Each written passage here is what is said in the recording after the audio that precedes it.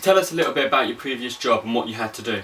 It says here on your CV that you work as a student ambassador. What does that involve? Why did you apply for this job? What interests you about our company? What can you tell us about our company and what we do differently to others? When did you have a deadline to work to and what did you do? When was there a change in the workplace and how did you cope with it? What improvements could you have made on that? Was there a time that you and a colleague had a disagreement on something and how did you solve it? What can you bring to our company? What's been your greatest achievement? So they're most of the questions I was asked at an interview last week. Now there's a wealth of knowledge on the internet about interview tips and what you should and shouldn't do. Google search and you'll come up with hundreds of articles, and there's even quite a few on grads at the moment. Be confident and be yourself. That's one that everyone says. Yes, you should be yourself, but not 100% yourself. Does the interviewer want to hear you swearing or you lay back with your feet up on the table? Think about the impression you want to give and then bring those parts of yourself to the interview. Smile and look friendly. Don't lie or pretend to know something you don't. And take along any paperwork you might need, including your CV. Do your research about the company. Don't act cocky or a know-it-all. Dress appropriately, arrive early to prepare yourself, and don't let your phone go off in the interview. Again, they're just some of the hints and tips that I've found online on here.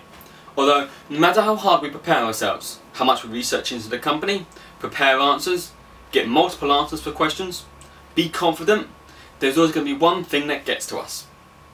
Nerves. Interviewers are going to expect you to be a little bit nervous. Not totally nervous that you can't talk, but a small amount of nerves is good, right? So if they ask you a question that you need a few moments to prepare your answer, or to compose how you're going to say it, then take those few moments. The interviewer isn't going to mind if you take a few seconds to compose your answer. But remember, preparation is the key.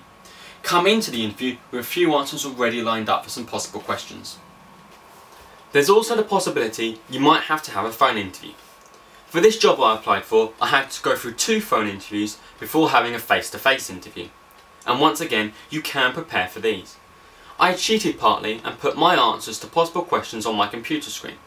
Then I had it in front of me what I wanted to say. So if you know you're going to have a phone interview, list possible questions and answers and have them in front of you if you think you're not going to be able to remember them when they ask. Do you have any questions? The question that is almost definitely going to appear at the end of the interview. It's a given.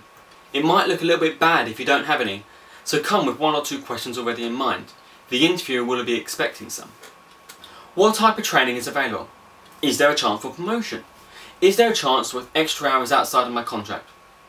How did you get involved? What type of work will I be doing during my first year? Do a Google search on questions at the end of an interview and you'll come up with millions of results. Pick a handful of these that are relevant to the company and the role you're applying for. So if you have an interview coming up, good luck. Prepare for as many questions as you can, do your research, and be yourself.